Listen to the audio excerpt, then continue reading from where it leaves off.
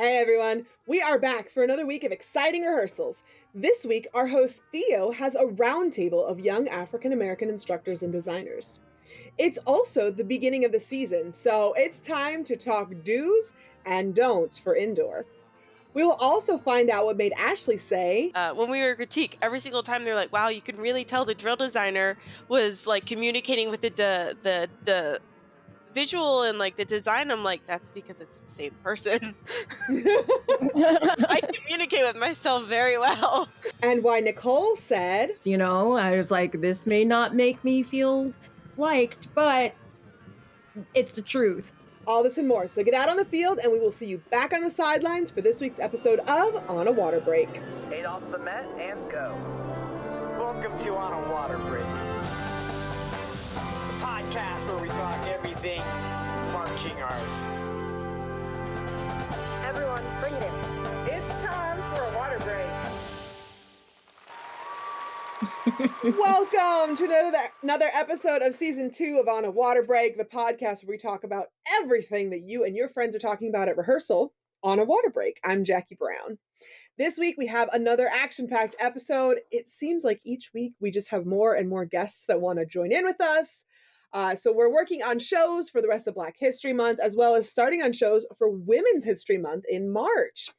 I just did an interview this week with Amanda DeFries from the Femme Forte podcast. So if you are about strong women in the marching arts, make sure you stay tuned for that one later. Hey, Jackie, this week, though, I just want to tell you something. So, fun fact, my birthday is on International Women's Day. Ooh, look at you. I was like, even if I don't want to celebrate my birthday, I will definitely celebrate International Women's Day. You are the international woman, Nicole. It's your day. Pardon my interruption. Please go on, Jackie, please. No, you're good. Hey. Well, all I was going to say is this week, so that's like the future. This week, Theo is going to be hosting a roundtable discussion with young African American instructors and designers and seeing what it's like for them to be making their way in this activity. We also have a guest host joining us this week who is not actually going to be here. So forget that idea. So let's check out and see who's on the sidelines. Ashlee, I heard you got your first show out of the way. I saw you were posting something about it on Facebook. How'd that go? Well, yeah, so we didn't do our first competing show, but we had our friends and family show. So that was really exciting. They got their nerves out and it was pretty good. And we cleaned this week, so they actually have their first show on Saturday. So we're really excited and nervous. Do you have all the bells and whistles for this show? Like, do you have like your uniforms and show flags and everything? Well, it's our first season of indoor ever, so it's kind of like recycled a little bit. So we're using like some flags we already had. We got parade uniforms, like with our mascot on them from Guard Closet. They look super great. So that's what they're wearing. We're not doing like a design costume and design flags. We're kind of just winging it. Got you. I love it. I'm pretty sure like I saw your designs come through on the Guard Closet stuff and I was just like, okay. They're pretty cute. Pretty cute. Trish, you also have your first show, or you just had your first show, right?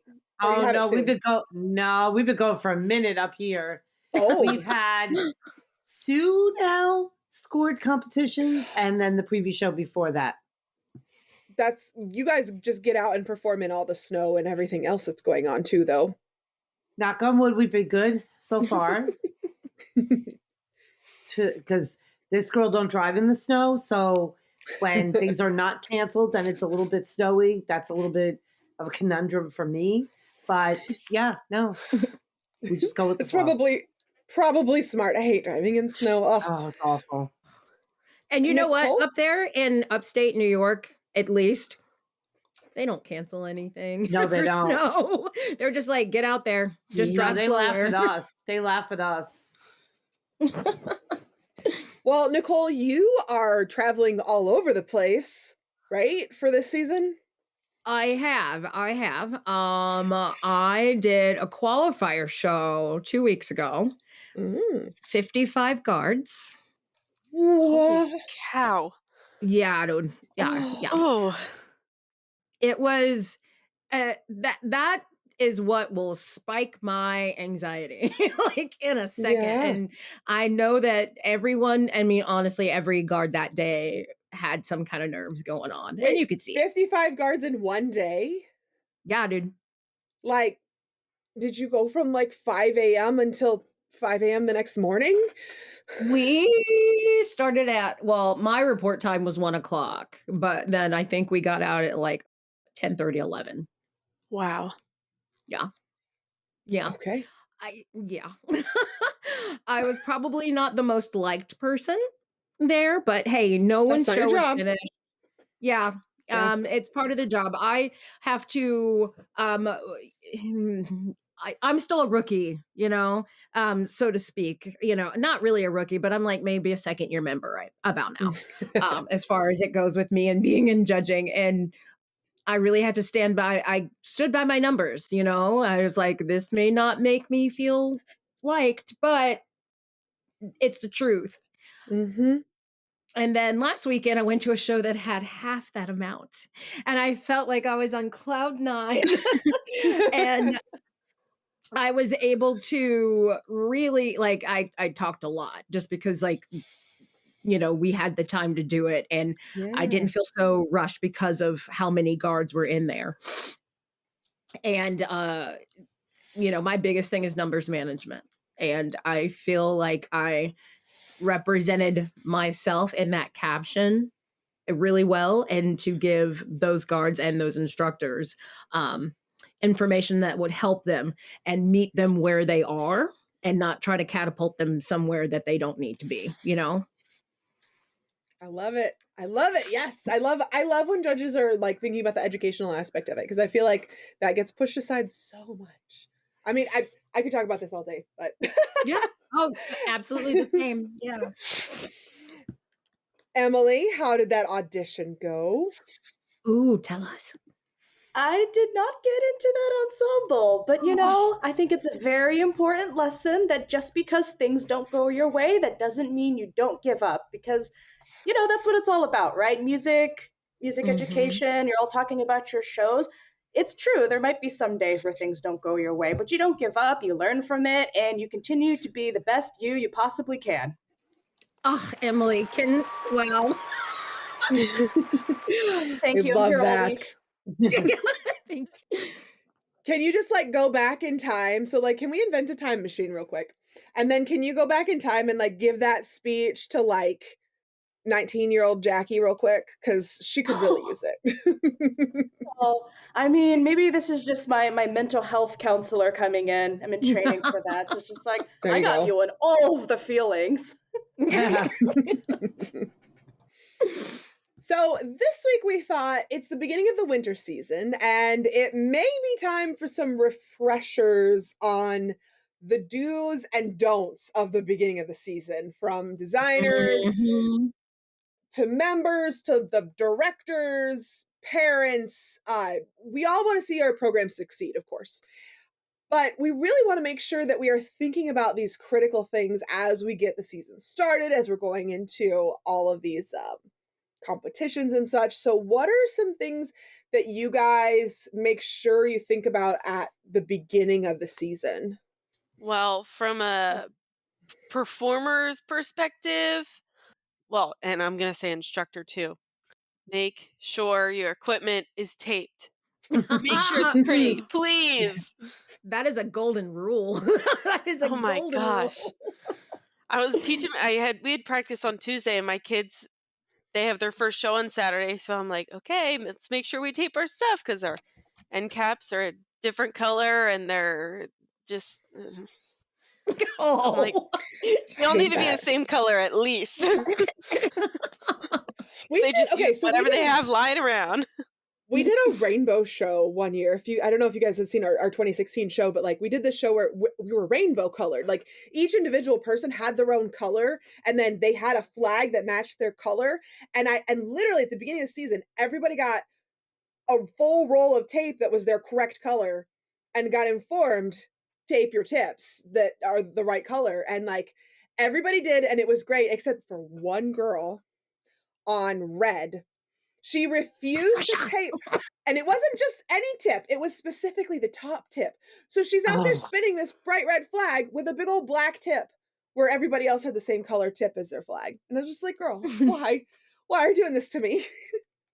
What you doing, red girl? What you doing? Right. What aren't you doing? You're not taping the tip. You're not Figure taping it out. I guess I would say, because I did take a lot of, prepping myself for the season to begin. I just made sure that I had writing utensils that worked. And this is for the judging side of things. I made sure I had writing utensils that worked. I made sure I read through the WGI manual. I made sure that, and I was being a little extra with this too, but I actually made sure that I had, because every time you go to a different show in a different circuit, those younger classes will have different sheets. So I made sure that I went through to all of the circuits that I'm going to go to. And I'm like, hey, do you have sheets that I wouldn't, that you all just use? And I print those out and I laminate them because I am one person that I just don't like to have a lot of paper. So I use dry erase markers on my sheets so I can just keep using them again. And also, this is just me. I don't know if anybody else does this, but I make sure I have a new outfit for each show. No, I feel like I do that. I'm newly... For sure. Yes, Ashlee. I just became a baton judge I think a year ago, but like this is my first full season of doing it, and I'm like, okay, I think I need a new shirt. I need new pants for this show. I'm like, this is an excuse. I think I need a new outfit. Yeah, I did that as an instructor, so there was a couple of years where I had like a different outfit for each weekend that matched with the theme of the show. Like when we did I love that. when the guard was all wearing lace, I had a different lace top or dress I've or whatever totally for done each that. show. Yes. Yeah. And then some years we just have new like embroidered t-shirts or something, or embroidered like polos or whatever for each show, all fresh. We just had a Valentine's Day competition last weekend. I had a cardigan with pink hearts on it. I had pink pants and a white shirt, and I do my own nails now, so my nails are pink with different colored hearts. So I was all Valentine's Day out. Okay. Girl, you were. So basically what we're learning is the judges and the instructors and everybody really prepares well, despite what maybe some of the performers think. Oh, heck yeah. Oh, heck yeah. Well, I'm going to, speak from the director standpoint, because that's the side I've been on, obviously most recently. But I can't overemphasize enough the whole critique process and all, how that all works. First of all, whether it's a judge that you've seen from, a million years, or somebody you're seeing for the first time that, it's their first season judging or whatever, everybody's opinion is valuable. And you have to just take that as, even though there are things that you may not necessarily agree with or you're not going to plan on changing, it's always good to take it in and, obviously be respectful and, take their advice, whether or not you're going to use it, is a different story. But for me personally, looking at the panels this year, there was one show where I couldn't believe that we were going to see a judge that judged many, many years ago, kind of has been sporadic over the last couple of years. He actually was the best one to talk to at critique. So when I kept saying all night, like, I don't know how this is going to go. I mean, ended up being the best one. So you just never know. listen, I'm a fangirl too. I want to run back in that gym and see every guard, especially at the beginning of the season. But listening to that commentary before you go in, super important. So important, yes. First thing they're going to say to you is, did you listen? Do you have any questions? And you can't be like, but my show's really good. Like, it's not going to work. I'm the biggest fangirl too. I want to run back in and see everybody, especially this time of year, the first time out. What's this one doing? What's that one doing?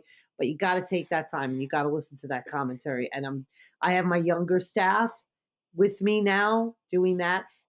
Actually, also, that's another important point. It's myself, my other assistant, and a couple of former students.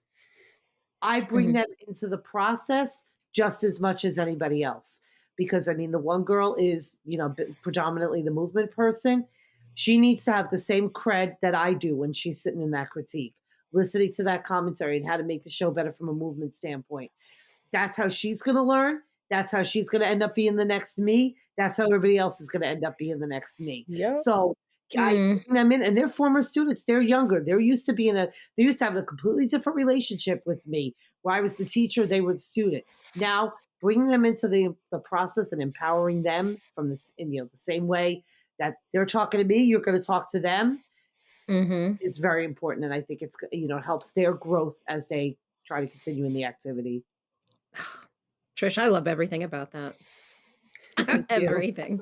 I do. Oh, Emily, what are you thinking?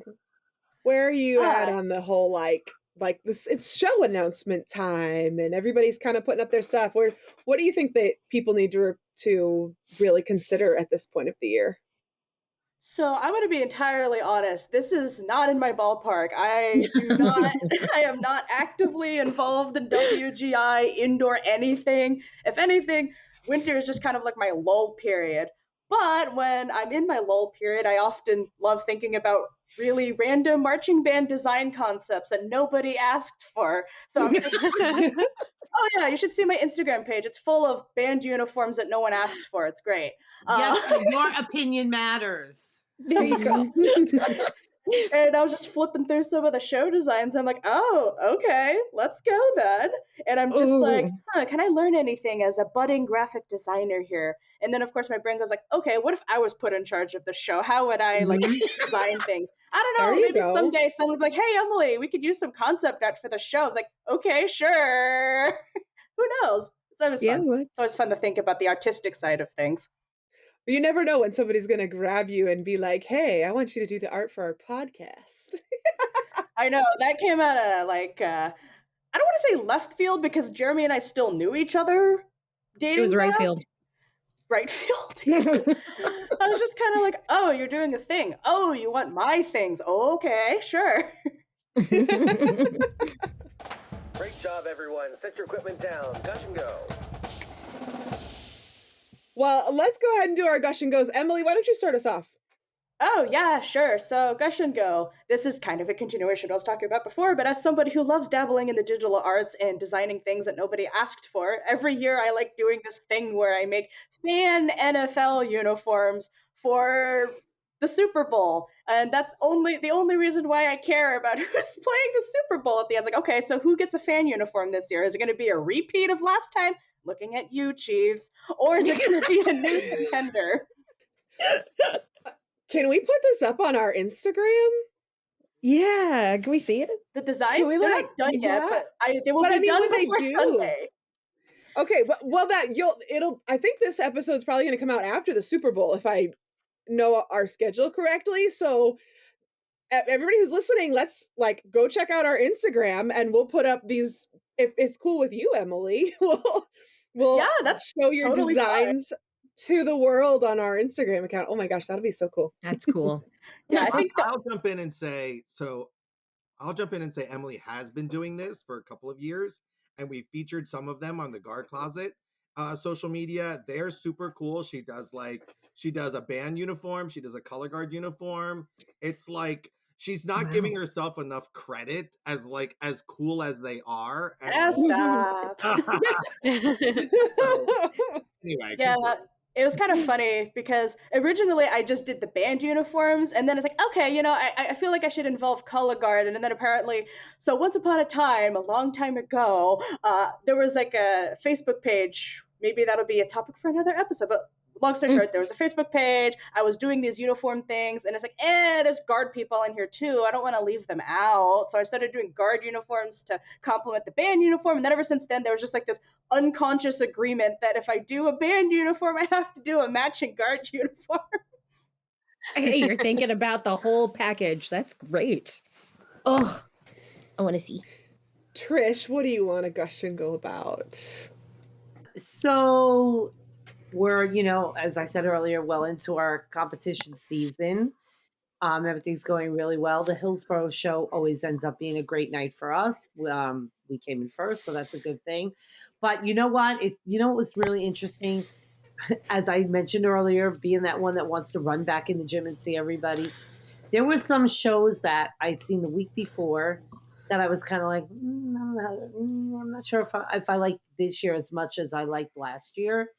But there was so many shows that I saw the second time this week, and I was like, oh, I like it so much better this week. So, it's really fun. I really love, obviously it's important to listen to your commentary, but if you can get back in there and see enough guards, you see so much growth in just a week. It's unbelievable. Mm-hmm. Really good stuff. Oh my gosh. Ashlee? Well, there's a lot happening in my life right now. So we have the first show on Saturday, but I'm not going to gush and go on about that. I think I want to talk about my baton judging stuff. I've got a lot of things lined up for that. I'm judging like at least once a month. Me and my mom and my dad are all baton judges. So we get in a car together. We take a family road trip to wherever we're going. Yeah. So we all get to go to, this summer we're going to Canton, Ohio for Twirling Unlimited Nationals. So that's exciting. I get to judge a Nationals. Whoop, whoop. That's cool. I feel official. Yeah. Nicole, what do you want to gush about today? I know that we're all really excited about the season having, either it's being started, but we're just at the very beginning of it. However, I know that everyone's gone full hog and hard in the paint, all those other quips that you can put in there. But I think it's really important for us as not as performers, not as the kids, but as the instructors, as the judges, as any kind of support staff, because you tend to put everyone else before yourself. You got to be nice to yourself, and you got to give yourself a little time too. And I know a lot of people are like, self-care. Yes. So, and I think this is a blessing in disguise for me this weekend, because I really thought that I was going to go out and have a show. And I guess I wrote down wrong. I misscheduled myself. So I don't have a show this weekend. And this is definitely a welcome mistake because of how hard I've been going for 2 weeks. Because you have the weekend, but like we all have lives during the week too. Mm-hmm. I work a 7:30 to 5:30 job. Oh my gosh. Monday through Friday. And sometimes I'm going straight to the airport after Friday, and sometimes I'm going to the airport at 4:00 in the morning on Saturday and flying back home on Sunday. Like it's really, it you know what I mean? Like you really don't have time for yourself. And if maybe you'll eat, maybe you'll sleep, but I think it's really important just to take some time and do those things for yourself. So this is my weekend to not be at the airport, to not have to worry about numbers. Now, I am going to look at the numbers from this weekend and just see how different states are stacking up and where they are. But you're going to do that from the bubble bath. I'm going to, yes. Oh, girl, I'm going to get a massage this weekend. All right. I didn't even know it was Super Bowl this weekend until my boyfriend said something, and I was just like, oh, sports ball? Yeah. Sports ball doing something this weekend. Now I know what time to go take my bubble bath. Thank you. Right. But not during the halftime show because Usher is doing halftime. True. Oh my gosh. Is he going to have a surprise color guard? Because every year, like, since Lady Gaga did that, every year I've been like, oh, is there going to be a surprise color guard here? Where's that going to happen? I don't know. But that's what this weekend is for me. Like and that's awesome. Good for you. And then I'm going to be excited about going back out the next weekend. Yeah, you'll be totally rejuvenated. There you go. And if you ever get a tape from me, it is very reactive. I'm very reactive on my tapes. And you need energy to be that reactive. Mm-hmm. Well, I need to gush this week about something not necessarily marching arts related, unless you count this as growing the Spintronics family, because I'm going to have another baby. Yay! Jackie! I know! Oh my gosh, we're all going to be aunties. Congratulations. Again. That's awesome. Yeah, I'm so excited. We've been wanting to have another kid. We originally really wanted to have another kid like earlier, so that our two would be closer in age, but it just didn't happen. And so finally we are, and I'm very excited about it. And so when y'all come and watch the Blue Stars Alumni Corps this summer, and I'm not doing like turnaround tosses and things like that, or like rolling to the ground, just understand I'm gonna be like, how you're gonna be at that point. Yes, you will. Oh my goodness, you're gonna be like oh my God, I'm so excited for you right now. I'm shaking a little bit. Aw, I am so excited. You know what? You should have okay. I was like, your gender reveal should be something color guard related. Oh my god. It definitely should. Well, did you see for my first baby, I did like one of those things where you pull the silk off and then it was a blue silk underneath. I did like a whole TikTok video of it. So I'm gonna have to like top that somehow, and I'm not sure how. Maybe a costume change. I don't know. Maybe. But yeah, I'm really excited. We just told my dad today. It's called Gush and Go, not Go. I'm very excited. Let's go. Yay! I love that. This new Gush and Go sound will never not crack me up because I feel like it's always in the middle of me. Not Gush and stay, Jackie. All right, everybody, head out there so we can create some magic by redoing the entire middle section of the show before tomorrow's performance. Strap in. It's all new choreography too. Oh no. And we're even going to have the snare drummers doing new choreography, okay? We'll be back with the news after Theo's roundtable with all of the African-American designers and instructors.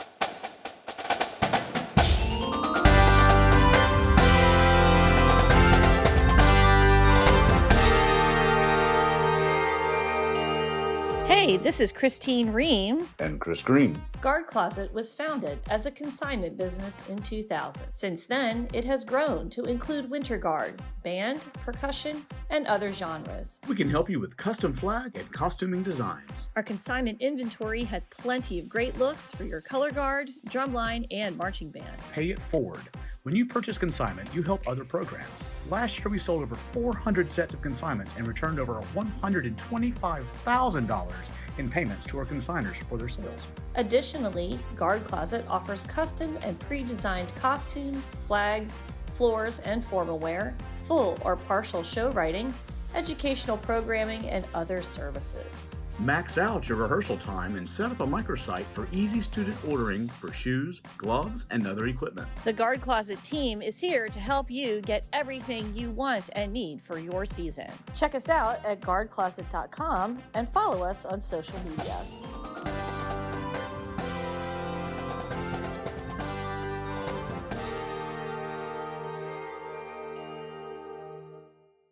All right, thanks, Jackie. Here we're on Field 3. We are here discussing some cool topics for Black History Month with three lovely young Black directors that I want to talk about some things, roundtable discussions, to get some things together.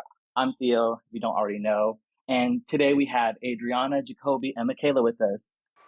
Thank you guys for being here. So the first thing let's do here on a water break is to do a little 32 count, life story. So you're going to get 8 counts from the Dr. B. As soon as you are cued, you have 32 counts to tell us, whatever you want to tell us from beginning to end. And today, I believe Jacoby will start us off, and then we'll go Adriana, and then we'll go Michaela. Cool? Oh, God, here we go. Hi, I'm Jacoby Taylor. I'm from Houston, Texas. I went to Klein Collins. Oh my God, I feel so rushed. This is so exciting. I taught in a lot of places in the Houston area.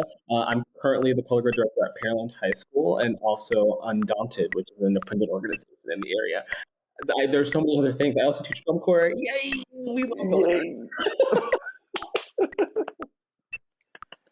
Oh my God, I still have so much time. I don't know how to count, you guys. I'm so sorry. Thanks. You had so much time. I know, but I panicked. I'm sorry. No, the metronome will take you there. It'll be like, and it's I really up the time. I was like, back. I'm on field 3. Back again. Yeah. On field 3 with no markings. Absolutely. Thank you, Jacoby. All right, next up, Adriana. Okay, here we go. My name is Adriana. I'm from Jasper, Texas. I am married to my wonderful husband, and we have a baby. I currently teach at Springwood High School, and I am the flag tech at Undaunted. Yeah. I taught at many places. I didn't march drum corps because my mama wasn't letting me go. That was just that, and yay! Yeah. Listen, real talk. Drum corps, too expensive. They didn't believe in that, so my mama was I get it. Not going there. No, I get that. On a bus? Oh no, ma'am. For a whole summer with strangers? No, ma'am. Yeah. No. All right, and to finish this off, we have Michaela. Hey y'all, so I'm Michaela. I'm from Conroe of the Texas. I went to Oak Ridge High School and I was there for many years, and then I graduated. And then I took a step back for a year, and then I became the tech there and was the tech for about 5 years. And then I stepped into the director role just this past year, which is super, super exciting. I'm so happy to be back at my alma mater. When I left high school, I went and marched at Spirit for a couple of years. You know what I'm saying? Didn't march drum corps because it was too expensive or whatever. And then, I took a couple of years out, worked for TCGC, and then there you go. Yeah. I just feel like I didn't get what I needed to say out. Like, that thing was just rushing me. That metronome got me my anxiety started going like, oh my God. As soon as it starts clicking, you forget that, like, oh wait, like 32 counts is really not all that. It's like a blink and it's over. But that was just a little fun thing for us to kind of, introduce our distinguished panel today.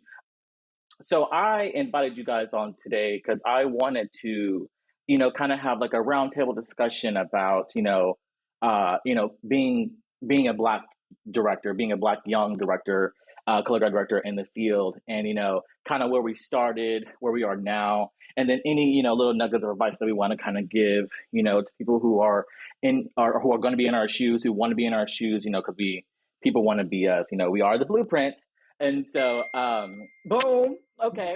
And so so my first question is, as we kind of talk about this, is what was your experience growing up Black in guard? I'll start. For me, I was the only one, and so nothing was ever catered to me. Do you know what I mean? Like, if it was a certain kind of hair or makeup or uniform, they didn't help me out with that kind of stuff. I was kind of like left to my own devices. But I kind of want to hear from you guys. What was your experiences? I guess we'll start with Adriana. What was your experience growing up, Black and in color guard?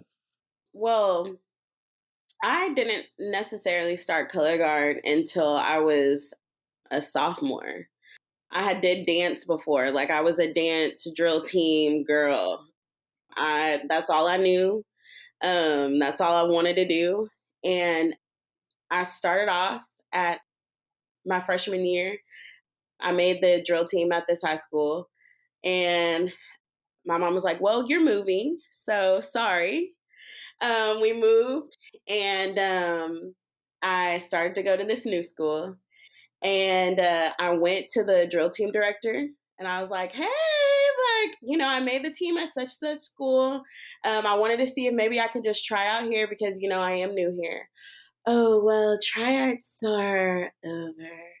And I'm this chocolate girl at this white school coming to this lady looking like I'm looking, saying, hey, I want to try out, hey.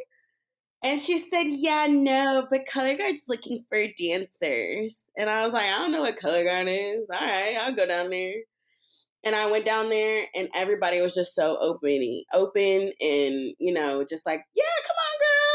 Come on. Yeah, you can do this. And so that really, I wasn't the only one who looked like me. There were other girls who looked like me, but in a school where it wasn't a lot of us that looked like me.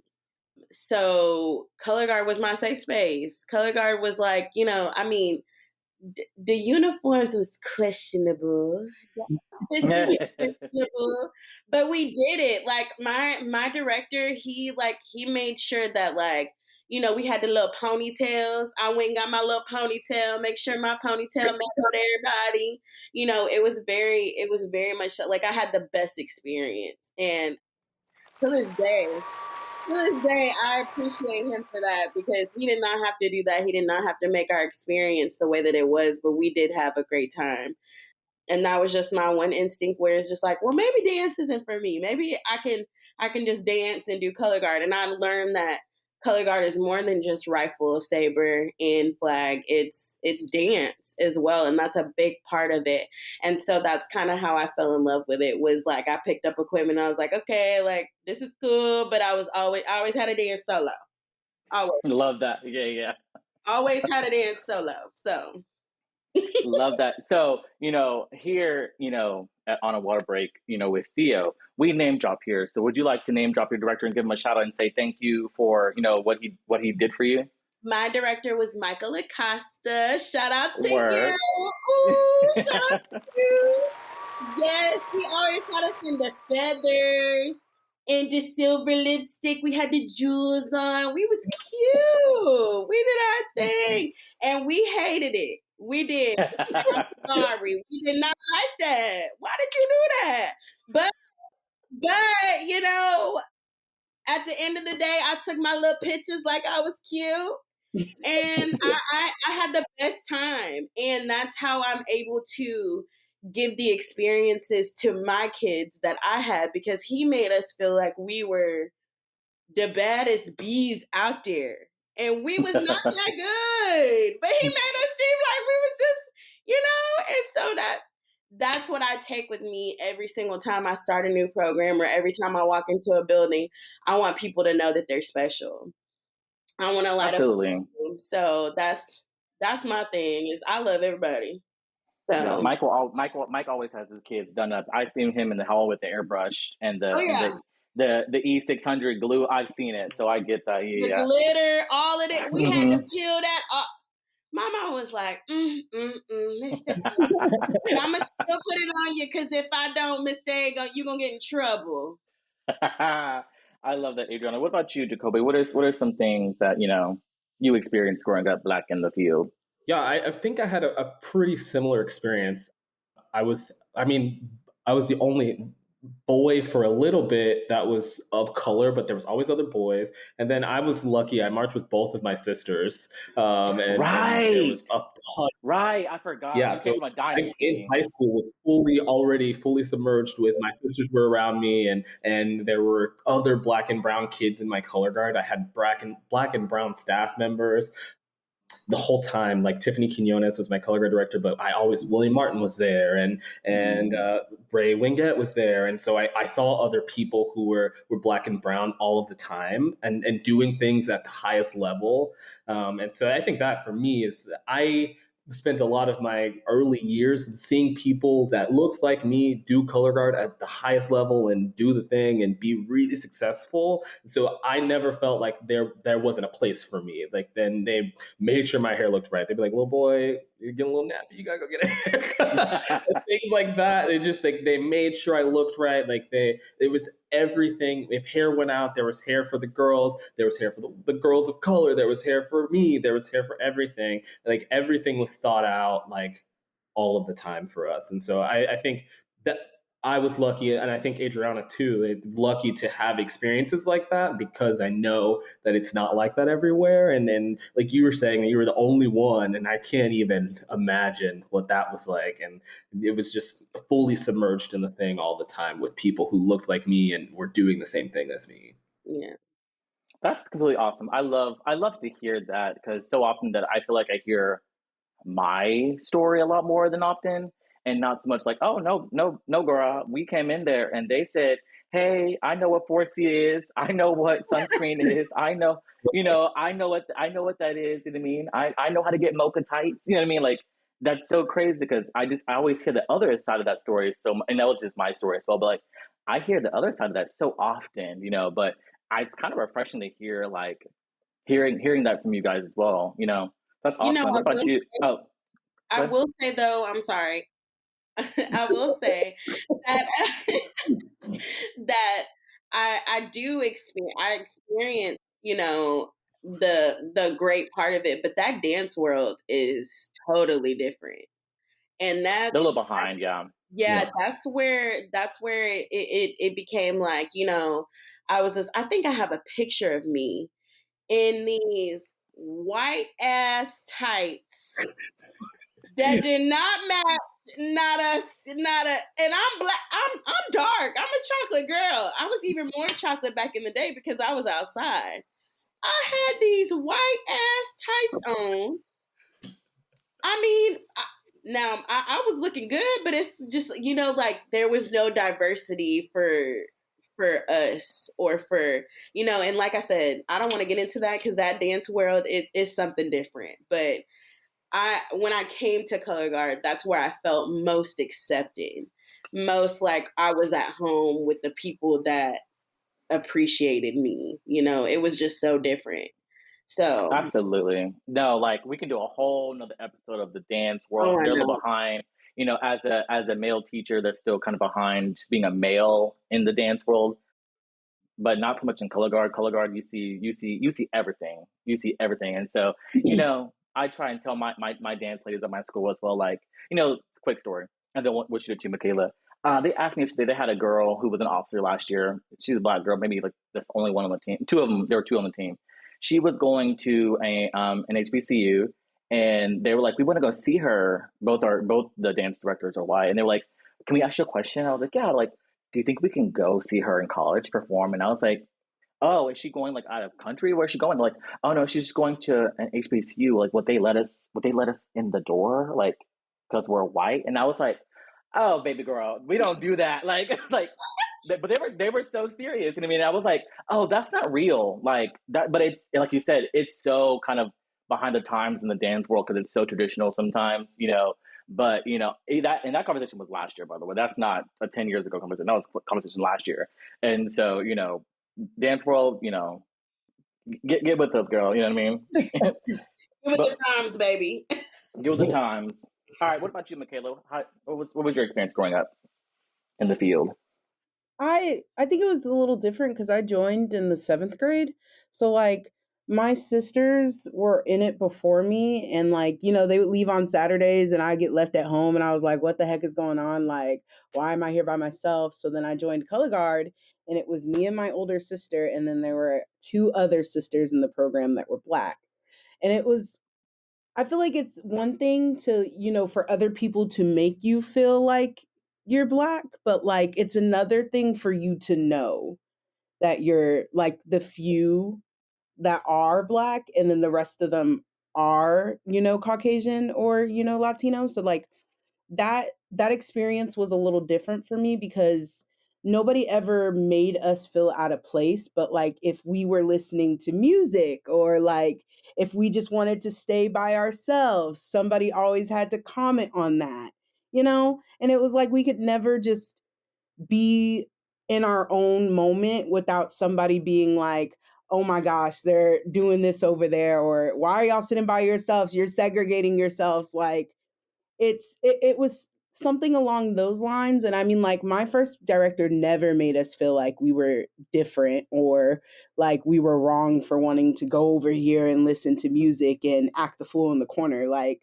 you know, it was our moment and we were by ourselves, like doing those things. And like, we were fine with that. But then like there were people that were commenting on that. And then after they decided to leave the program after my first director left, it just seemed like it was me and then like maybe two other Black girls, like if I got lucky, you know?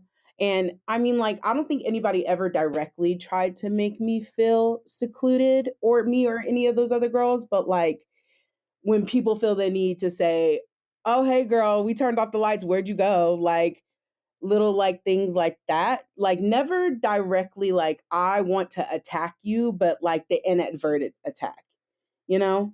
And just Listen, growing up, we can do a whole episode of microaggressions, a whole okay, episode of the color girl whole microaggressions. episode. So yeah, After we'll my make that first part director left, 17. he was the one that we had for a season. He was fine. But like there were little things that he would do that would kind of like that are questionable to me as an adult now. Like he would airbrush us, and it seemed like whenever he got to the Black girls, it seemed like he was playing a guessing game. Like, and if we were being airbrushed, he would go from the lightest to the darkest. So we were always the last ones. And it just seemed like there was never like a fight to be like, I'm going to figure out what your color is. And it just seemed like he was guessing every single time. Like I literally saw him drop black into the airbrush, like the color black. And then, you know, like, and I don't think anybody ever does those things like purposely, but you know, like it's the inadvertent thing. And then like as a child, you don't really acknowledge it. But then when you're an adult and you're teaching your own kids, you're like, what can I do to not give them the same experience for them to come back like 5 years later to feel that way? And I mean, like, even after he left, I had my last director here at Oak Ridge. And I mean, like, he was amazing. Like, he never made me feel like I was different, or me or any of those other girls. The few that we did get in between, like, we never felt secluded from the rest. And he always did his best to make sure that we had everything that we needed. Like, we had the pretty things, the pretty costumes, the makeup, and the eyelashes. And he always did his best to make sure that we looked beautiful and that we felt beautiful. And I mean, he would always tell us before we performed, he was like, you're more beautiful than you could ever imagine. And hearing those kind of things growing up, when you grow up thinking that you're ugly and you hear those things from somebody who's actually saying it like with their chest, you start to believe it. So like, I wouldn't say that my experience growing up was bad, but when you look back as an adult, you're like, wait a second, that was questionable. Like, did that really happen? Right. So like, you know, kind of going off what you just said there, kind of like how we are looking back now, how do you think, and we can start with you, Michaela, again, how do you think like growing up with that experience, how do you think it's shaped you as a director today? Like, how do you look at your experience, good, bad, or ugly, and how has that kind of, you know, directed you to be the director you are today? I think when I stepped into my role as the director, my first general like anxiety moment was I never want to be responsible for ruining a kid's experience. I never want to be responsible. Ding, ding, ding, ding, ding, ding, ding. There we go. Okay. I need 8,000 of those because, God, that's my biggest fear. I never want to be the reason why they're looking back as an adult and they're like unpacking trauma and they're like, what did she say to me? Like, I never want to be that reason for them. And I think I just think about things like in general, like when I was shopping for their makeup during the summer, like I brought a palette, I went home and tested it on my skin, then tested it on my friend who happened to be Caucasian, and then I tested it on another friend that was brown skin. Like, I tried to make sure that everyone was accounted for. And even like with lipstick, like I didn't buy their lipstick. I said, this is too hard of a range to match. I said, you go out and you buy something that feels good on your lips. Because I remember wearing lip shades that just felt... You know, when you put on lipstick colors and it just feels like, do I really look like that? Like, you got to edit the picture, add some little color in there and stuff like that. Like, I never want to be I tell my kids, I'm going to do the best that I can to give you the best experience that you can possibly have. And it's little things like looking on, like, the few African American people that are within the program, like giving them experiences that I didn't have when I was growing up. Like one day I recorded myself and they were band kids. There were 3 band kids and they wanted to lay my edges down. And I don't ever remember having an experience like that, like having somebody in a role that looks just like you and they identify with those same things that you do, and they can come to you and say, hey girl, like, can you help me with my hair? Like, I don't know how, like, I never had that. Like, it was me and my sisters, and then like when they quit, it was just like, okay girl, like I got to figure it out by myself. Like, I just think my experiences growing up, because they were all like 3 different parallels between the 3 like directors that I had, I learned that there's a way that you can get kids to produce without demeaning them, without being mean to them, or just calling them out of their names, or just doing crazy things. Like, I mean, I'm not acting like I don't turn up. Like, I'll turn up in a second. But like, oh baby girl, let's be clear. Yeah. Let's be clear. Let's be clear. I will turn up on you, but I will tell you the exact reason why I am doing that. I'm going to give you feedback and say, like, no, girl, this is rep 5 of you doing this. I said it was on 6 of you doing it on 4. Like, I just try to never be responsible for ruining their experience. Like, I don't ever want them to look back and be like, Miss Banks was crazy, y'all. Like, did you hear what she said to me last night? Like, I never want to be that person for them. I always want to give them a positive experience. And sometimes that keeps me up at night. Like, am I doing all the things right? Like, am I making the right calls for them? Should I have done this differently in rehearsal? And I mean, like, year 1, I'm doing my thing or whatever. But like, I never want to ruin their experience. I don't want them to look back and unpack trauma as an adult at 20, and they're in a room with 5 other people and they're like, oh yeah, my director said this to me when I was 12. Like, I don't want to do that. Yeah. Honestly, we've talked about this before, but I think one of the coolest things that you said today that kind of struck with me is that, like, I've never thought about this way, but like, I've never wanted to be the reason that kids are in the bathroom at a show wiping off their makeup and dragging the director. I never want to be the reason why kids, like, I'm not returning back this year because I didn't feel, and the board I think of is like safe. Like, I always think about creating a safe space for like every kid, my 504 kids, my Black kids, my kids who don't even speak English, my kids who have physical disabilities, all those kind of kids. Like, it's a safe space for everyone. And I guess that's the same thing in a different font that you said, but like, I really love the way you said it, being like, I need everyone, whether you love color guard or not, and you did it for a year or 2, you didn't like it, you want to move on, at least your experience with me and the program felt good. You just wanted to go do water polo, whatever that, you know what I mean? Like, and I've had those kids who will do literally 3 years and be like, my senior year, I don't want to do anymore. And I'm like, oh, okay, it's fine. Like, and I don't kind of take it as a personal attack.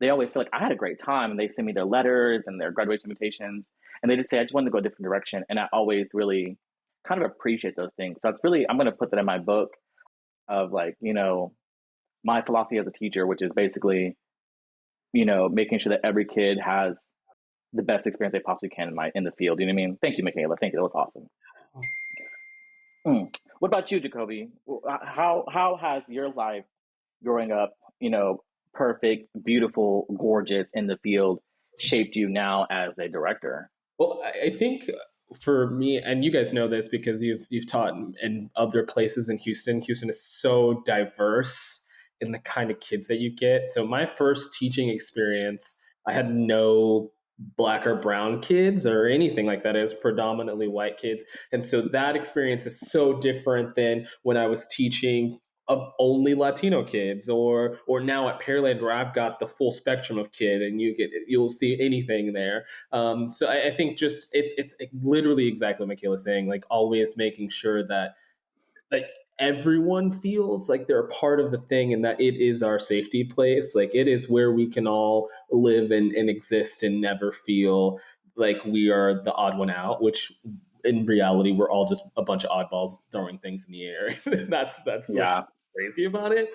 But I think it's that. It's like, even now to this day, like, if I'm going to send out hair and makeup, it's the exact same thing. My sister literally does the makeup for my kids. So like it's going on someone who is of their skin color, and then we are making sure that it works for everyone.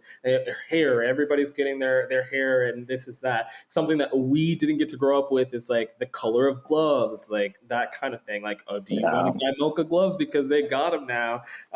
So I think that's totally so like there's so many things that are so cool that are happening now, and that we get to like make sure that we're like not, I don't want to say, I don't know what the right word is, but we're just like we're getting to be a part of making sure that the kids get to have the experience that we all, like I did have, and that I'm so glad I had, and be that person for kids, but also just like I'm gatekeeping their happiness. It feels like I'm like, I don't want you to not be happy ever, like in everything. And so it's just like that, those kinds of things. And every day we think about them. There's not a day that we can go through something. Like we literally got the costumes at Pearland yesterday. Shout out.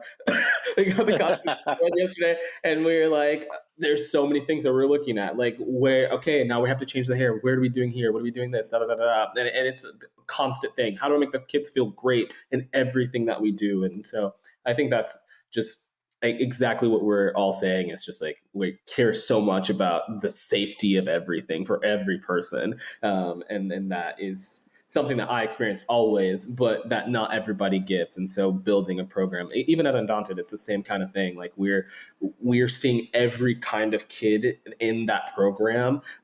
And that's the whole, it's that same exact thing. And as we go out, and Adriana will tell you, like there's so many kids now that are directors, and we're going to their schools and like helping them do all the things. And it's those little conversations that I can talk to you all day about design and this and that, but like, how are you doing this and making sure that all the kids feel this way? And those are the things, or everyone's having a great experience.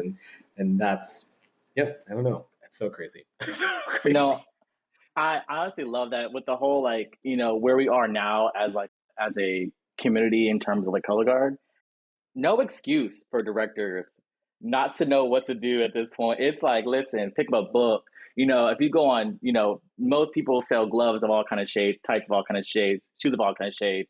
I don't need to see no black girls and no white tights. I don't need to see it. There's no excuse now. You know what I mean? There's no excuses. Now we are not left to dye our own tights. We are not left to tape our own shoes. You know what I mean? Like, and so when I see that stuff, I'll be looking like, like Michaela said, a red lip is not a red lip on everybody. You know what I mean? A blue eyeshadow is ashy on black skin. You know what I mean? There's some, and we can do a whole nother segment about hair, makeup, and costuming. You know what I mean? When it comes to, amen. And the church says amen. We can do a whole episode about that, because there are some tricks that we all probably know that we either one lived through, and two, kind of how we are now. How we know, okay, I know I need to avoid this makeup brand because it's chalky, we look ashy. Or I have never bought a lip in my life. Like I say, kids, get your best red, because, a red on deep skin versus a red even on a medium tone skin are two different reds. Like, we may look like, Miss Piggy with the red because it's pink, but it may look like a deep red on the, you know what I mean? Like, and so that's really awesome. I like that. Yeah, phone a friend, girl. Phone a friend. Call somebody. Phone a friend. And you know what's funny? And there's so many of us now. They're so visible. We just have a select few right now on this call, but like, there's so many of us, like you said, like phone us. I had to ask a friend because I had a chesty girl a couple of years ago, and I was like, how do I help her? You know what I mean? Because I'm not putting her in like the thick strapped costume and make her look different from everyone else. Like, how do I help a chesty girl? I pick up the phone. You know what I mean? And so I also didn't know how to do short hair for white girls. Believe it or not, sorry. I was like, what do I do? Do I just put them in a headband? You know what I mean? You know what I mean? And so, like, if I could pick up the phone and ask how to do type 1 Bobbiana hair, then y'all can pick up the phone and tell, black girls, hey, I always tell my black girls, get braids in the fall. You know what I mean? Were you braid girls in the fall, Adriana and Michaela? I always tell my black girls to get braids. All year long, honey. I'm a different type of girly. I have a sew-in during the summer, baby. No. I gotta have a bust down side part. I gotta have a hair. And you're lucky it ain't in right now. It's during the week. I'm only that person on the weekends. It's the week. That's hilarious. the little middle part, slick back boobs. The little mommy's tired, okay? Yeah. Tired. Okay. I love that. Okay, cool. So I guess the last thing I kind of want to send this off with is to kind of like, maybe send out some, little nuggets of wisdom to the community out there, Black community, whether they be performers or current directors or those who want to become directors or just like anybody out there kind of in this activity, how they can support people who look like us or, things like that. Is there any little nuggets of wisdom you want to leave with us? Adriana, you want to start us off with that? I just say be yourself. A lot of us go into these spaces and we feel like we can't be ourselves. I am myself, and Jacoby can vouch, and I have a ton of people that can. Theo, you can vouch. I am myself. Of course. Wherever I go, okay, I'm always going to be myself. I'm always going to be me. And I don't think that I knew that in the beginning. I didn't have that much confidence in myself in the beginning when I first started teaching, because like I said, I was a dance girl before, and I kind of just got pushed into starting a program. I didn't know anything about teaching color guard or anything. Like, it was just like my old band director called me from the school that I graduated from and was like, hey, you want to be the color guard director? And I was like, yeah, I guess. I'm not doing nothing. I mean, didn't ask how much it paid. Just knew that, like, okay, well, this is a new adventure that I want to take.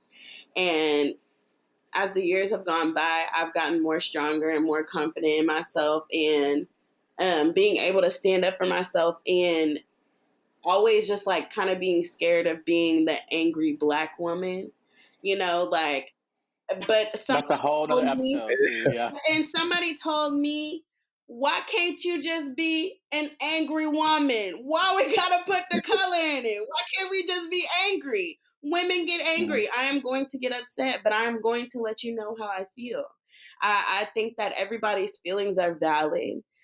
And just having conversations and being in different spaces with people, I make sure they know I'm Black. Me and my kids have done, our Black history things, or our Black history, what do I call it?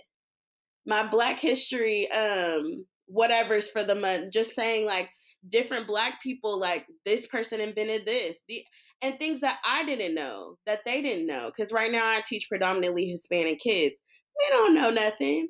But telling them and letting them know, like, they want that. They want the Black history facts of the day. They want to know more about me.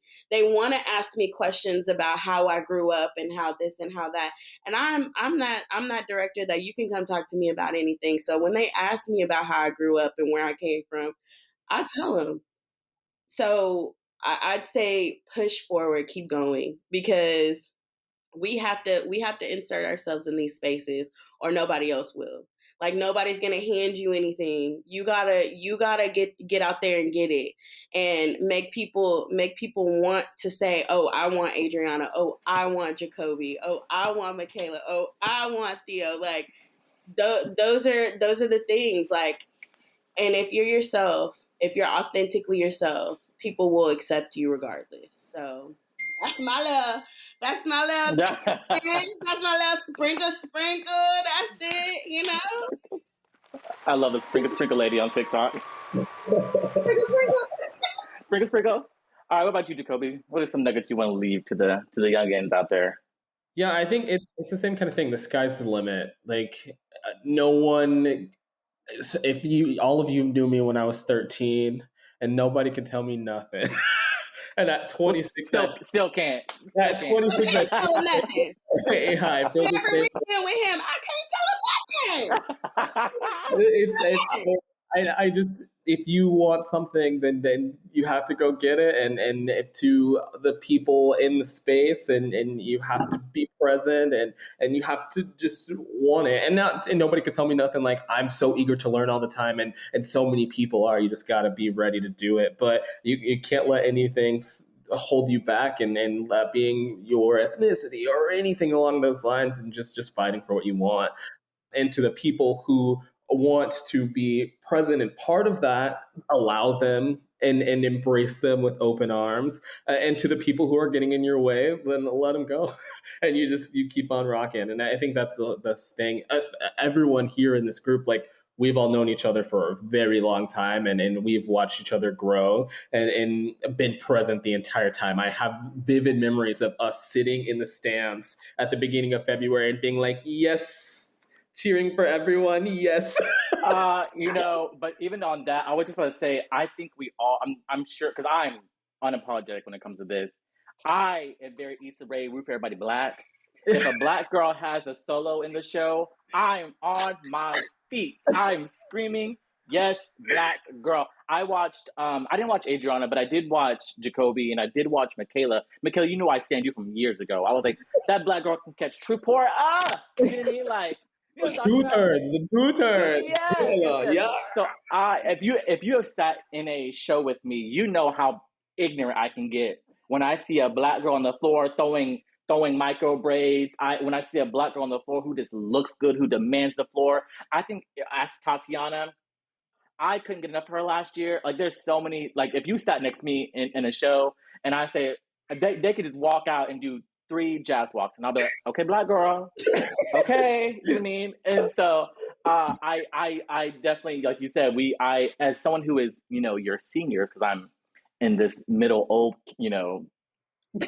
I'm in the Tiffany, Cindy, a little older. Yeah. And so it's been really fun kind of watching, a lot more color escorting, like, teams, and not even just teams, but like high quality teams. Like, Jacoby, you are a director of a couple of things, you know what I mean? And it's so cool to see someone dark skinned. I think I said this on the podcast before, but like last year, Michaela marched TCI.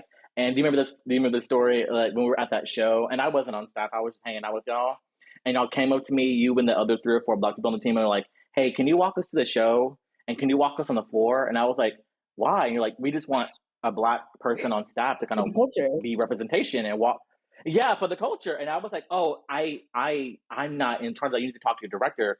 And so they literally pulled him aside, and I was like, hey, it was so serious too. And, Caleb was like, yeah, of course, we love Theo. And so I literally walked on the floor with them.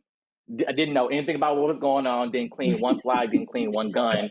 But they were like, they just wanted to see me with them. And it was such a cool experience, because I thought to myself, that's never happened before. Do you know what I mean? And I walked on the floor, and people were like, oh, you work with them? And I was like, no, but like, they want me here. And half the girls didn't even know me. Michaela knew, but other girls didn't know me. But they were like, he's dark skinned, he looks like me, I want to see him. I want to see people who look like me on the staff. And so I love that, a lot of staffs nowadays, especially in the Houston area, like the Undaunted staff is very dark skinned. You know what I mean? There's a lot of color everywhere, and I just love to see it. You know what I mean? But yeah, Michaela, what about you? Do you have any nuggets of wisdom you want to shoot to the kids out there? As an old lady now. Yeah, as I tell my little kids, don't dim your light. Don't put the little shades on. Don't do that stuff. Like, don't be afraid to be you and to be loud and proud in who you are and stand on your own 2 feet. Like, you are fine just the way that you are. Like, you're here for a reason. You're living and you're breathing and you're taking up space. Like, be big, be who you are. Like, don't try to change yourself to fit into a crowd of people who you don't even know, or people who you probably won't talk to in XYZ years. Like, live your life and be you. And especially in this universe where there's so many of us and we all have so many different things to offer. Like, just don't do that. Like how I tell my kids, don't be afraid to be big and be proud. Like, you are fine. You don't need to hide yourself or try and do something different because XYZ is in the gym today. Like, girl, what? Like, yeah, keep your space. Don't be afraid to spin and be wrong. Like, I was doing stuff, wasn't doing it correctly, but I was just doing it at one point in my career. Like, don't be afraid to sit and take things after school, or don't be afraid to like put that little dirt patch in your mom's yard. Like, do the things, love Color Guard and be proud of who you are and what you have to offer, because we all have something to offer that's completely different. And what I have to offer is different from like what Jacoby has to offer or what from Adriana has to offer. Like, we all offer something different and it's all good. So be you, be bold, be beautiful, be black. Black is proud. I love that. I think to sum it all up from what we discussed just now, basically, you know, be loud, be black, be proud of yourself, be you, you know, be unapologetic, be powerful, be beautiful. All that stuff can all exist, you know, for the younger generation coming up. And I really love that because I don't think I ever heard those words being told to me growing up as a black performer. And so it's really cool. Even like hearing it now, I'm 34 years old and I'm like, I'm inspired just by talking to you guys as, you know, those who can, you know, you just, boom, those who, you know, just got their training wheels taken off, you know what I mean? You guys are like doing so much in our little small corner of, you know, TCDC where we kind of all teach. You do so much more. You know me, I'm so quick to hashtag Black excellence under your post where you know, got third place at a regional or something like that. I you know, I will always root for the Black girls. And so I'm so glad you guys are here to discuss some things. And I would love to have you back. We would love to have you back and we can talk way more in depth about some more other things like that. But, you know, as we wrap up, I just kind of want to give everyone an opportunity to kind of, you know, check you guys out some more, follow you. So we can go, starting with Adriana, where can we follow you at, homegirl? On Instagram, I think my name is Adriana_Hafford, very bland. Facebook, my name is Adriana Hafford as well. And I don't have a Twitter or anything, so. Awesome. What about you, Jacoby? Where can we find you? Oh God, what's my Instagram tag? I'm on at JacobyXD, I believe. And then that sounds right. Yeah, there we go. That sounds right. Facebook, Jacoby Taylor _Centimore. Also, shameless plug, Pearland High School. Adopted, shameless plug. Check us out. Wait, how come my team and your team just followed each other like a week ago? What is going on? Did I make a new account? That's children. I don't run that. Me either, but I saw it and I was like, Pearland, that's my backyard. How come we are not friends with those girls? But, you know. We are friends now. I was about to say, that's another podcast episode as well of the children running the social media. Oh, listen. We'll have y'all back. We'll have you back next Monday, next Friday, the week after that, February 29th. You know what I mean? So much to talk about. I can talk all day. Okay. I love that. All right. And Michaela, where can we find you at, homegirl? Michaela_Brianna. That's my Instagram. Make sure you spell it right because, you know, I'm extra MIKAILA, not the other way. Then you can find me on Facebook at Michaela Banks. There's a picture of me like this in front of the Coliseum. This is a podcast, girl, not a TV interview. We couldn't see that, but can you describe in detail what you look like? Yeah, just describe it, please. Yeah, describe it. In the air right before you go to Susie's Sunshine, you know, right before we burst up out of that. That's where I'm at. And, you know, a bad force arch too.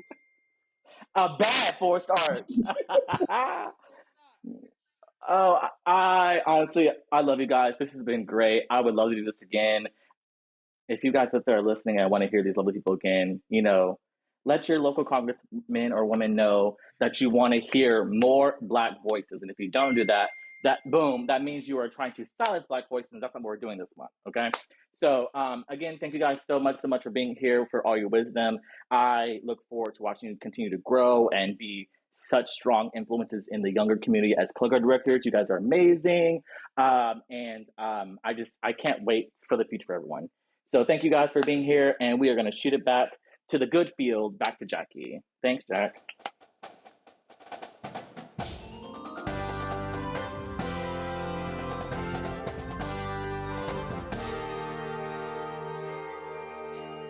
What a great roundtable discussion. Theo is just such a great interviewer too. I'm so excited that he's on our team.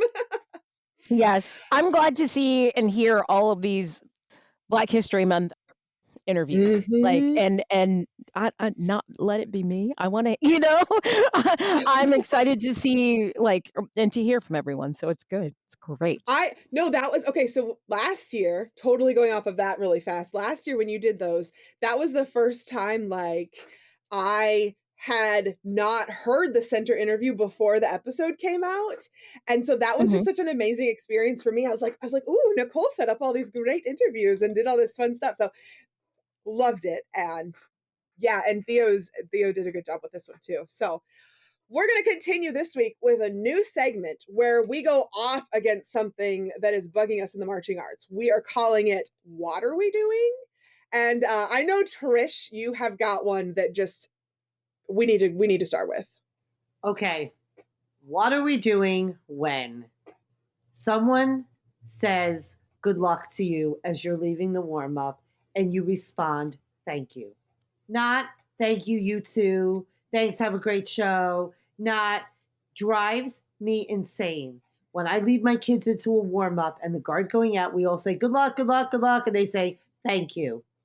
How about wishing me good luck? How about wishing us good luck? Drives me insane. Because I just take that as rude. Like, in other words, like, and the same thing I've literally never thought of instructors. that. And the same thing goes for the instructors. I can't tell you. Now, I know us Jersey folks, y'all have watched Real Housewives of New Jersey. We really are like that. We really are catty. I get it. It's all true. However, I cannot tell you the amount of people that I have told, great job, great job, thank you. Did I not have kids here? Like, did I not, drives me insane. Just say, thanks, great, you too. That's it. That's all you have to say. You don't have to, if you didn't see my show, you don't have to say you didn't see it. You don't have to say, just great job. Hey, thanks, you too. That's it. Hey, you're here. You did the work. You did a good job, clearly. Yes. I can't. I love that one. I can't. I don't teach my kids to be like that. You walk in, somebody says good luck, you say thank you, you too. Ashlee, what do you want to go off about? I think I'm going to ask, what are we doing when the drill designer and the design team of a show, whether it's indoor or outdoor, like, don't talk about the cohesiveness of the show? I know at least like in the local areas, like where we're from, it's like, okay, you go pay a drill designer to do your show, but then they have no idea like what you're thinking. So then you have to rework your show around what they did. Like what? Where is communication? This does happen, and it is a touchy topic. Yes. It is touchy. And I just designed our drill for outdoor this past year, and when we were critique, every single time they're like, "Wow, you can really tell the drill designer was like communicating with the visual and like the design." I'm like, that's because it's the same person. I communicate with myself very well. Is this the part where I can chime in about uniform design? Yes, that too. Yes, that is a good one. Yes. Look, I'm not one of those back in my day type people, but I will say some of like the modern uniforms are like really cool. It's like awesome, but sometimes I'm just like, is anyone actually going to see those small details all the way back in the seats? Sometimes you have to think about that, like field definition, like, up close, like, wow, you have like all these little like intricacies, like numbers or something, but is somebody going to be like, hello, right up in front of you? Like, yes, the hidden message on your pant leg symbolizes the, stuff like that. Like, I think it's also important to remember field definition when designing those fun uniforms. But that's just a theory, a fashion theory. No, that's so true. That was, yes, 100%. I'm losing it. Oh man, my pet peeve is like people think that you can't like just because it piggybacks on that, people think that you can't like change the choreography. That's something else. Like if I'm the choreographer, I have actually had groups that won't send me their show at the end of the season because they're like, oh, we didn't want you to see it because we changed this thing. And I'm like, that's like, sometimes you have to change the choreography. I get it. Like, I understand. And what do you do? Like you can't just not send me the show. Like I use that video footage to like improve my own stuff for the following year. Like I would like to see those changes and see what you did and see what you had to do to make things work versus like you just not telling me and you just being like, oh yeah, we got 4th place. Okay, thanks for the choreography. Bye. We'll see you next year. Like, just tell me. Like, what are we what are we doing? And I will tell you, this kind of grinds my gears as well. Okay, I'm gonna kick it back to Family Guy, and so you know what I'm talking about. But yes, okay. Trish kind of touched on this earlier. Listening to your tapes before you come into critique. Okay, actually, this is about critique etiquette altogether. Yes. Listen to your tapes because, you know, as a person that's been sitting there and I don't know, maybe on said day, I have watched 55 groups. In one day. I still can't In believe one that. day. Okay. Mama hasn't had a cocktail. You know? And so when you come in and talk to me, I'm going to be like, okay, I am ready for you to be like, what did you mean by blah, blah, blah, blah, blah? Or maybe just give me 3 things, you know, and you want me to talk about. But then you just sit there and you smile and you look so bright-eyed and bushy-tailed. And then you're like, well, what'd you think? Well, first of all, who are you? Who are you? Yeah. And then the other thing is when you do come in, and I get it. There are people that have been in this activity for a very long time and like literally probably put some bricks in Dayton Arena's floor. Okay. It's a brick floor? I don't know. I don't think so. It's definitely not. But, you know, when you come into critique, what are we talking about? We're talking about the show that was put on, not your discography or your showography of what you personally did. Yes. And then, you know, and they want to tell you this. And it's just like, okay, great. No, now I know my face is not all over the place, and that's okay. And I'm all right with that. But I don't, you know what I mean? It's not one of those things too. It's like, yes. And I keep telling everybody too, I know I'm a rookie. You haven't seen me very much, blah, blah, blah. However, my job is to look at the show. Blink, blink, blink. Yes. So. and just today's performance, right? Like you didn't see them last weekend and you weren't the person scoring that last weekend necessarily. So like, sorry that the score lost a point or something, even though you had a better performance. Who knows?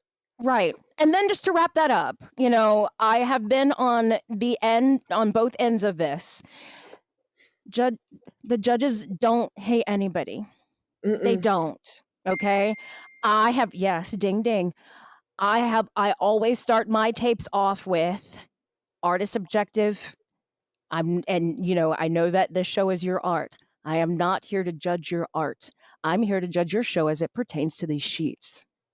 And I make sure I say that because it makes, I love these dings, but it makes them, because I've been, you know, working with some friends before on their shows and they're like, the judges just don't get it. They don't like me. And it's just like, that has nothing to do with it. I've worked with lots of people that I didn't like.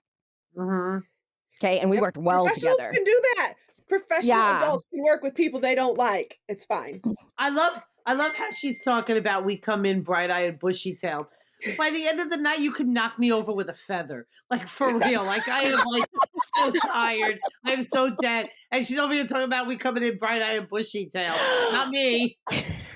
Some of them do, and they'll just sit down and they're like, you know? And I'm like, hi, friend. It's those just graduated high school instructors who went back and got to teach their old high school, and they're so excited about it. And you're just like, you have too much teenage energy. Being able to receive, what's the word for it? Good criticism or productive criticism, I think, is a very important aspect in any art. As an artist myself, it's true. Like, I've submitted things and people are like, I think the important distinction is understanding they're not saying that you as a person are bad. They're just saying that the work or the thing that you're putting forward, the dings, that may not be congruent with what the judge or the space is looking for. And I think that's an important distinction for anyone who does performing arts to understand. You are not a bad person. It's just that sometimes you know, we have to be able to take that sort of feedback in order to continue to grow. Emily said that she did not exactly. Yes. Emily said that she was like, oh, you know, the wintertime, I, you know, don't do anything during this. You were already in it. You just didn't know it yet. Yeah. Mwahaha, I was here all along. Okay, guys, it is time to do the news. Let's get to it.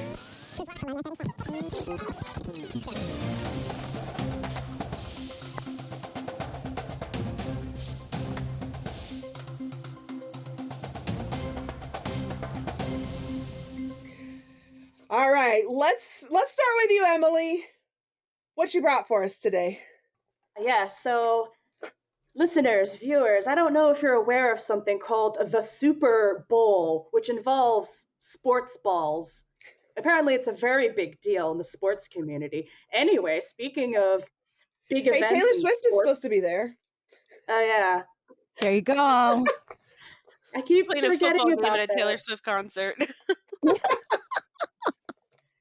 Anyway, this big sports bowl event, so for the halftime performance, it looks like Usher is going to be performing at halftime, and there was a high school band that actually got to perform in his trailer for said halftime show. It is the Jonesboro High School from Georgia. Georgia, I was going to say, I don't think that was... There's a Jonesboro near me too, and I don't think it was them. It's like all the towns named Springfield. You have to kind of like mention the difference. But yes, Georgia. Right. Jonesboro, Georgia. So when you say they were in his trailer, like promotion, like a movie trailer, like not in the literal trailer. Okay. Like, wait. I was like, that's a big trailer. You know, Usher could totally own a trailer big enough to fit that many musicians in it. You know, I don't know the secret lives of celebrities, but no, I meant like promotional material. They had to have the wide load escort taking their truck down the highway. But yes, the Jonesboro High School from Georgia is appearing in his movie cinematic trailer for his upcoming halftime performance. Does that mean they're going to be in the halftime show too? We might get some color guard. That would be nifty. I don't know if that was ever mentioned, but I hope so. Okay. Oh no, they keep that Super Bowl halftime show under wraps. I was in it in MetLife. Okay. They keep that under wraps. The year that I had friends. The Lady Gaga. You're probably talking about the same thing I had friends in the Lady Gaga one, and I had friends who played drums in another one. And they had to keep it so under wraps, and we were still doing weekend camps for drum corps, and it was like, where are you going? They're like, oh, I can't tell you. And I'm like, weird. And then you see them on TV, and I'm like, that's why you couldn't tell me. Yeah. I got so many texts and calls, and my social media exploded when the Lady Gaga one happened. And I wasn't even watching it live at the time. I was just figuring I would stream it later, and my phone was just exploding. So yeah. And the Airblades. Right. Well, Ashlee, you have another story that's related to this Super Bowl thing somehow. Yeah, the Bay Area High School, no, not Bay Area High School, Monte Vista High School in the Bay Area of Danville, California. They were featured on the NBC Today show for the Super Bowl pep rally for the 49ers. So, and they included color guards, so they got on TV. Yes. May not be the Super Bowl, but they got there. They were on, actually, it will be, what does it say? Today. It says today. Yesterday. They were on yesterday and today.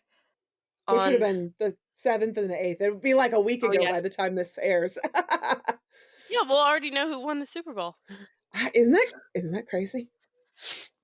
Taylor Swift or the 49ers? Well, I was going to say, speaking of Taylor Swift, Emily, your other story pertains to her, not to her, but to something related to her, right? Oh, yeah, the Grammy Awards. So, and related to that, the TSU marching band, the Tennessee State, there's so many TSUs out here, but yes, Tennessee State University band is going to be giving a bit of a pop-up performance ahead of the awards ceremony. And they are doing, seems like, some renditions of a lot of popular country songs. So that's kind of cool. It's going to be like a big like hype event, essentially, is what it is. That's cool. Love it. Mhm. Nicole, what do you got for us? So I don't know if you all know this or not, but this is my third year serving on the WGI Diversity, Equity, and Inclusion Committee. And yay! So many applause. Stop. But one of the biggest things that we do, or a couple of the bigger things we do, we actually work with the FLP program, which is the Future Leaders program. And we also work alongside with the equity and with the emergent voices. And so a lot of times when we have the FLP, they come out with initiatives.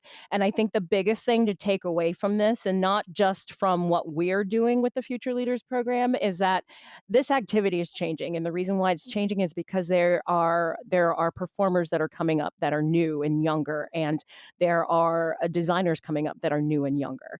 And along with those new and younger designers, there's differences in between what we did when we were coming up and now what they are doing when they're coming up. So right now, WGI they're receiving a gender inclusive language training in 2024. Now, because I don't want to get this wrong, I am going to be reading most of this, but then I'll go back into it and tell you a little bit more about it since I was in it as well.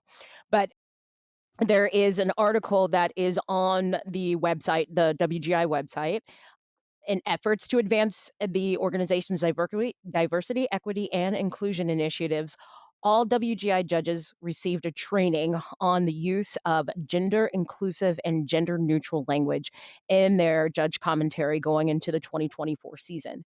And this actually it's not just with the WGI judges, but it is actually spread to circuit judges as well. So there have been a bunch of times, my example would be, hey guys, or okay ladies, it's more along this performer, this student, so that everyone is seen. And at that one point in time, you know who you're talking about. Not to mention, and it'll tell you a little bit more in this, but basically the WGI Future Leaders Program collaborated with the members of the DEI committee to produce a brief training video on the proper use of gender-inclusive language. The video included testimonials from examples of current WGI performers and ways to rephrase common judging statements to identify performers within a show properly.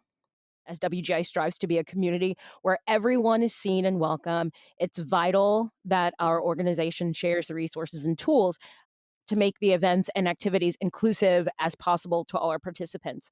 So when we were putting this together, a lot of the members of the FLP, Future Leaders Program, talked about this. And it was something that was very, very important to them to have this, to have everyone be properly, properly, identified on the tapes.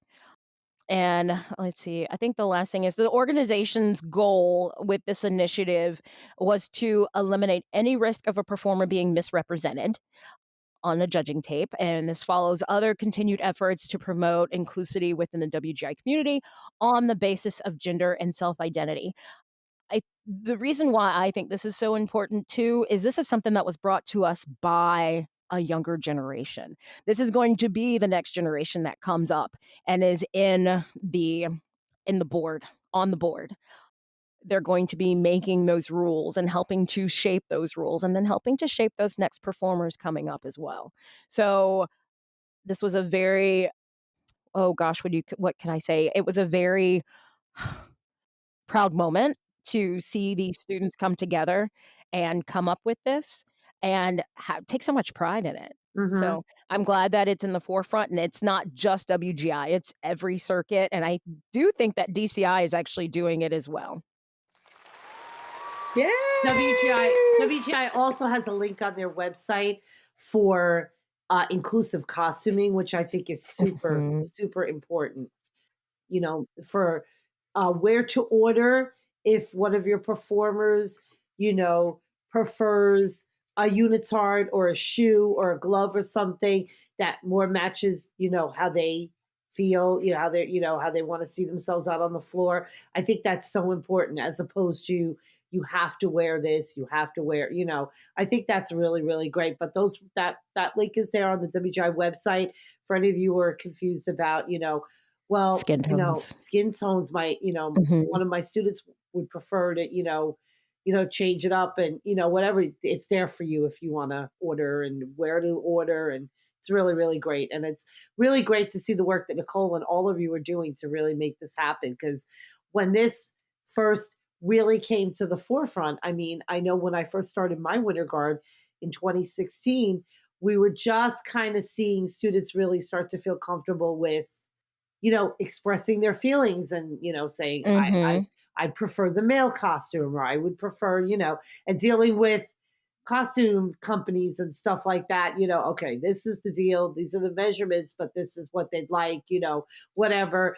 Yeah. It's hard. And I think that since I started Northern Valley in 2016 to today, I think it's grown leaps and bounds. And I think there are so many more students that are even wanting to get involved in our activity because of the acceptance and, you know, the inclusivity. So I think all the work you guys are doing is great. And, you know, we're going to keep feeding off of you. Thank you. I mean, my biggest thing, and I think everyone else knows this too, you know, when you get your uniforms in or anything like that and you have your kids try them on, the first thing I ask is, how do you feel? You know, and if they hesitate, something's wrong, and they're just not, you know what I mean? They're not comfortable with telling you what it is. But if they feel great in it, they're going to show you, they're going to tell you, they're going to act different, they're going to walk different, you know? So we're just making every performer feel that way. All right, everybody. Thank you for a great rehearsal this week. Thank you to our hosts, Trish, Ashlee, Nicole, and Emily. Theo, of course, for doing his lovely roundtable there in the middle of the episode. Make sure y'all go subscribe to our podcast, write us a review, share this with a friend. And of course, follow us on all of our social media at On a Water Break. And we'll see you at the next rehearsal on a water break. Go practice. The On a Water Break podcast was produced by Jeremy Williams and Christine Ream. The intro and outro music was produced by Josh Lyda. To learn more, visit lydamusic.com. And until next time, thanks for tuning in.